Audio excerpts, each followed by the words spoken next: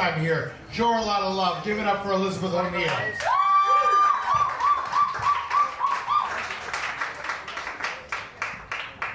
First timer at Abbey Pub. I'm Elizabeth O'Neill. I'm from Philadelphia, and wow, you guys didn't clap. That's right, you shouldn't. It's fine. I moved here in January, and I went home to visit my family about a month ago, 2 months ago. Thank you. You didn't have to do that either. But, so yeah, it's interesting. Does anyone here actually live near their family? Like you could just drive and have dinner at their house? Clap if you live somewhere near your family. Okay.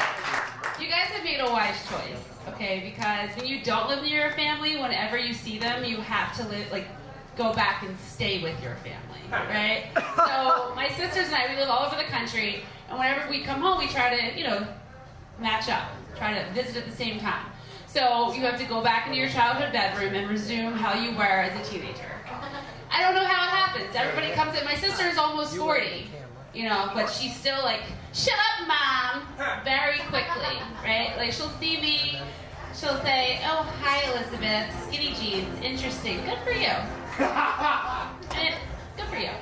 You're just like, okay, Tara, why does she just, within 2 hours, so excited to go home. Within 2 hours, I'm sneaking a cigarette out back. My sister's back on her eating disorder. She's just not eating. My parents now are back on the divorce train. I don't know how it happened. We get so excited, though, to go home, I've decided, though, when you're under the same roof as your family as adults, you just become your worst self.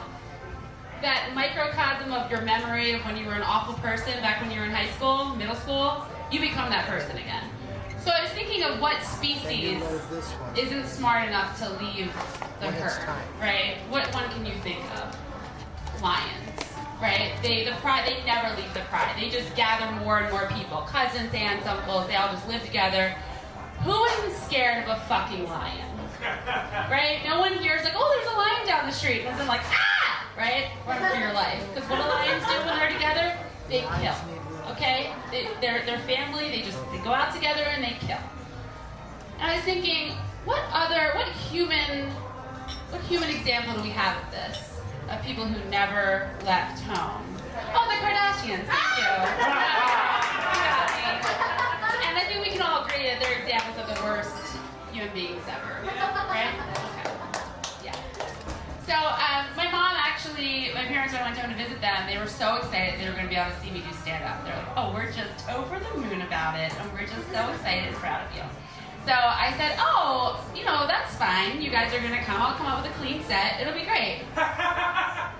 What do you mean a clean? Elizabeth, what are you doing out there in Chicago? What's clean? What does that mean? Oh, just jokes about my life are normally not for parents' ears because I'm an adult. So I talk about adult things, and I just, we have an adult relationship now. What do you mean you couldn't tell your jokes in front of me and your father? What? I was like, Mom, it's not PG. I don't want to tell you. Give me an example. Okay. So it's like, all right, Mom. So I'm at work the other day. I'm a bartender. I'm talking to this other bartender. I saw him muddling my lime and mint. And he's going at it, And I said, oh, mojitos, right? The worst. Because they take forever, right? So I said, he's like, yeah, I know, right? He's like, but unfortunately, I'm super good at them, so everybody comes back for more. And I said, that's how I feel about blowjobs. So my mom laughs, and then she was like, oh yeah, you definitely can't tell that in front of your father. So quickly, my mother goes into this very quick downward spiral. She's just very upset and nervous, and she's like, I just keep thinking about it, and it's funny, but who's walking you home at night? You're out there in that big city. You're just telling these jokes about your talents with... Listen, I just don't know about you, Elizabeth. What's going on? Who's walking you home? Do you have a bodyguard? Where's your bodyguard? Mom, I told you, I'm not dating anyone. She's like, oh, right, you don't have a bodyguard there. What's your cab money? Oh, God, this is just... I was like, Mom, no one is going to rape me in an alley because I'm out there doing blowjob jokes at bars. No one's going to do that. All right, Miss I Know It All. That's fine. Okay. Sure. Call me after you get raped. That's fine. So the next day, I get a call from my dad, and he's like, "What's this? You telling your mother there's alleys in Chicago?"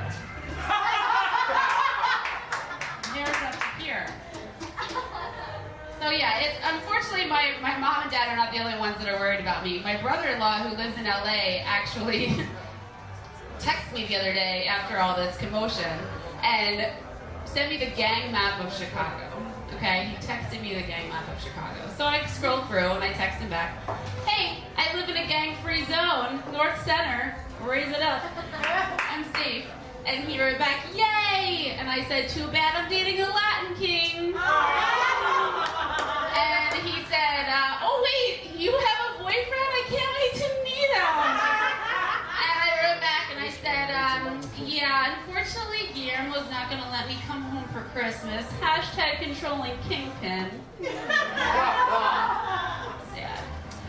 Yeah, so dating in Chicago hasn't really been working out for me, which is fine. Like, I came here and I was like, I'm going to be celibate. I got to focus on my jokes. You know, men kind of come in the way of the jokes, or provide more, whichever. But for me, it's just, I want to focus. Let's just not date. But it's been pretty easy, actually, since I only hang out with comedians, which I've realized are, like, the most romantically and socially awkward men alive.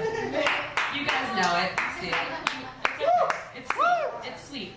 The clear sign I got recently that a guy was interested in me is he was throwing things at me. Okay? It started out at a barbecue. I got a frisbee in the gut, right? And he was like, "Yeah, that's right, I get you. It hurt." Then he just started to randomly peg trash at me. And then I got pegged in the head with a cookie. So he's a comic, so it's a pot cookie. But anyway. So I was like, oh, this is great. I don't know how to deal with this. I don't know if he just doesn't like me or wants me out of the way of where the trash can is. I'm not sure. So I didn't know who to ask for advice on this. So I called my 4-year-old nephew, Keegan, and he said to me, "Well, I don't know, but I think you're going to be sitting in a tree soon, KISSING. All right, guys, I'm Elizabeth O'Neill. Thank you so much.